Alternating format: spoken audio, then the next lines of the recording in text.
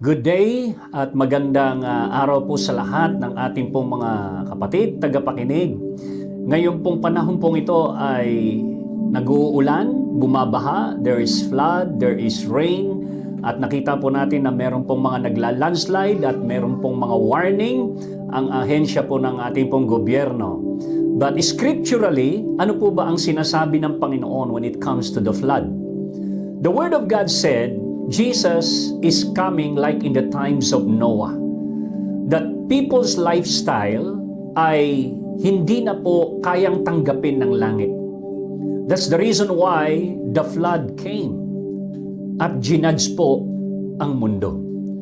So right now, at this point of time ng ating pong buhay at sa ating pong panahon, Isaiah 59 verse 19 said that the enemy is now coming in again like a flood. Na yung pong morality at lahat pong ito ay makikita natin na isang sign na malapit na pong dumating ang Panginoon. So ano po ba ang inaatake ng kaaway when the enemy coming in like a flood? Una, inaatake po nito ang ating pong spiritual foundation, yung ating pong tinatayuan. The Lord is saying to us, we got to check our foundation.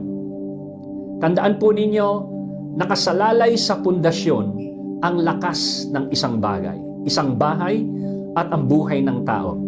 So lahat po tayo dapat ay i-build natin ang ating buhay sa isang pundasyon na hindi nayayanig. At wala na pong ibang hindi mayayanig kung hindi ang salita po ng ating Panginoon. Wala na pong hindi mayayanig kung hindi ang mismong Panginoon. Sabi po ng Bible sa book of Hebrew, siya po ang nangako, Hebrews chapter 12, on the last days, I promise once again that there will be shakings. At nakikita po natin ngayon ang iba't ibang klase po ng shakings.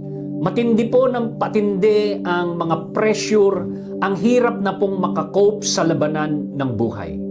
Mas lalo po nating pagtibayin ang ating pong pundasyon sa salita po ng Panginoon. Matthew 24 says, everything in this world will pass away, but my word will never pass away. Kailanman hindi po mayayanig ang salita po ng Panginoon.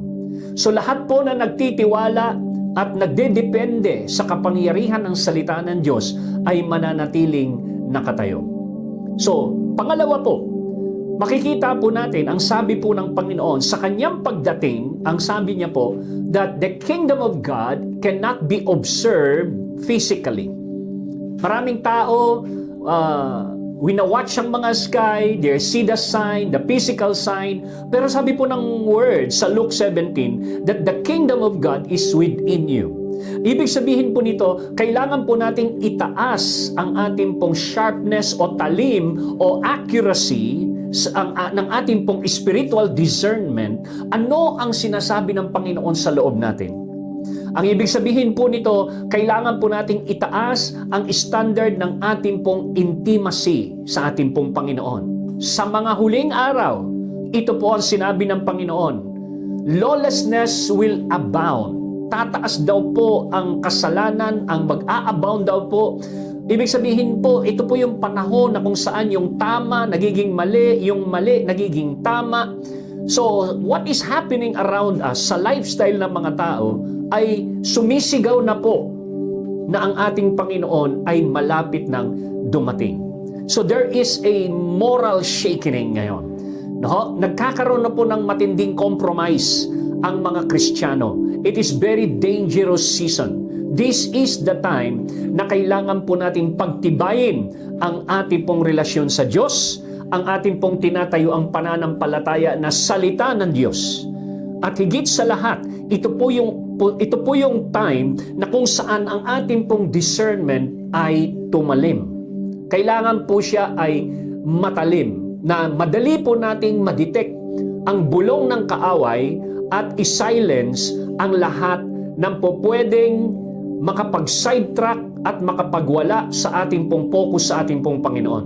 Tandaan niyo po ang sinabi ng Panginoon sa Hebrew 12. Ang sabi po ng Panginoon, para daw po tayo makalagpas dito po sa ating takbuhan victoriously. Ang sabi ng Panginoon, look unto Jesus, the author and the finisher of your faith. Bakit tayo pinapapokus kay Jesus? Kasi siya po ang guarantee na kaya po nating tapusin ang isang takbuhan ng merong katagumpayan. Ang ating pong model ay si Jesus. Ano ang ginawa ni Jesus? Nagpe-pray, nananatili sa word ng Ama, nananatili sa relationship sa Ama.